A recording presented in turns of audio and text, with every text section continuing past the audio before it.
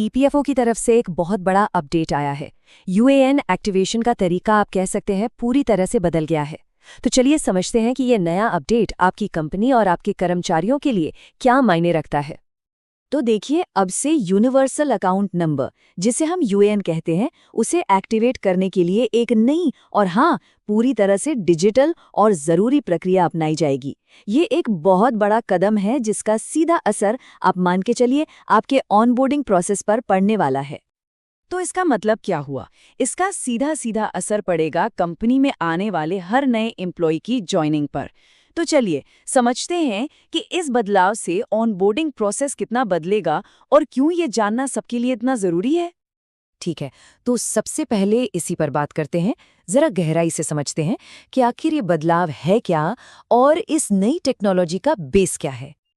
देखिए, इस पूरे नए सिस्टम का जो आधार है वो है आधार बेस्ड फेस ऑथेंटिकेशन।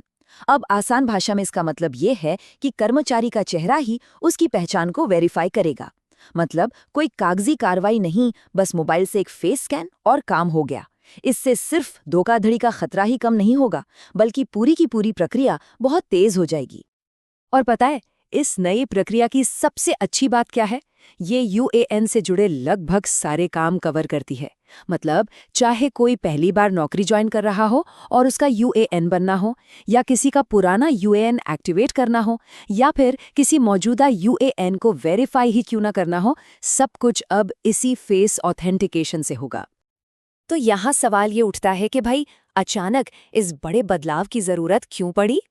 चलिए आगे देखते हैं कि ये नया सिस्टम कंप्लायंस को कैसे और भी आसान और सेफ बनाता है। ये एक बहुत ही स्वाभाविक सा सवाल है कि ईपीएफओ ये बदलाव ठीक अभी क्यों कर रहा है। मतलब पुरानी प्रक्रिया में ऐसी क्या दिक्कत थी? यहाँ पुराने और नए सिस्टम का फर्क बिल्कुल साफ साफ दिखता है। देखिए, पहले जहां कागजी कार्यवाही में गलतियों का डर था या डुप्लीकेट यूएएन बनने का जोखिम रहता था, वहीं अब फेस ऑथेंटिकेशन से हर कर्मचारी की पहचान एकदम सटीक होगी। इसका नतीजा, ऑनबोर्डिंग में जो देरी होती थी वो खत्म होगी और ईपीएफओ रिकॉर्ड्स भी फटाफट अपडेट होंगे।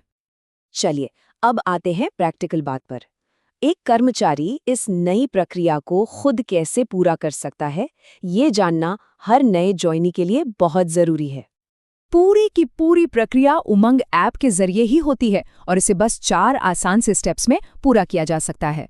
सबसे पहले कर्मचारी को ऐप डाउनलोड करना है, फिर ईपीएफओ सर्विस में जाना है, वहां सही ऑप्शन चुनना है और बस फिर आधार ओटीपी और फेस स्कैन से खुद को ऑथेंटिकेट करना है। सब कुछ फोन पर ही, कहीं जाने की जरूरत नहीं। हाँ, एक बात का ध्यान रखना होगा। इस प्रक्रिया को बिना किसी रुकावट के पूरा करने के लिए कर्मचारियों के पास पहले से 3 चीजें होनी चाहिए। इनके बिना ये प्रोसेस आगे नहीं बढ़ पाएगा। सबसे पहली और सबसे बुनियादी जरूरत है एक वैलिड आधार नंबर, क्योंकि यही तो इस पूरी प्रक्रिया का केंद्र है। दूसरी बात, ओटीपी यानी वन टाइम पासवर्ड वेरिफिकेशन के लिए उनके आधार से लिंक किया हुआ मोबाइल नंबर उनके पास होना चाहिए। जाहिर है, वेरिफिकेशन कोड तो उसी नंबर पर आएगा।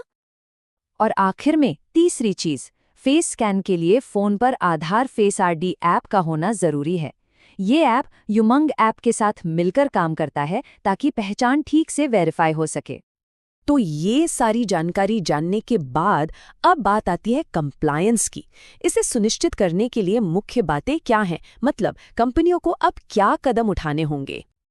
देखिए, सबसे जरूरी कदम है अपनी एचआर टीम को तैयार करना और सभी नए कर्मचारियों को इन जरूरतों के बारे में पहले से बता देना। सोचिए, अगर ऑनबोर्डिंग के पहले ही दिन उनके पास ये सब तैयार होगा तो ज्वाइनिंग की प्रक्रिया कितनी स्मूथ हो जाएगी, बिना किसी रुकावट के। और हाँ, ये याद रखना भी जरूरी है कि इन नई नियमों और कंप्लायंस अपडेट्स को सही तरीके से लागू करने के लिए एक्सपर्ट हेल्प हमेशा मौजूद है। इससे ये जो बदलाव है, इसे आसानी से अपनाया जा सकता है। तो ये था ईपीएफओ का नया डिजिटल फर्स्ट अपडेट। अब सबसे अहम सवाल ये है कि क्या आपकी कंपनी की जो ऑनबोर्डिंग चेकलिस्ट है वो इस जरूरी बदलाव के लिए अपडेटेड है? क्योंकि तैयारी तो आज से ही करनी होगी।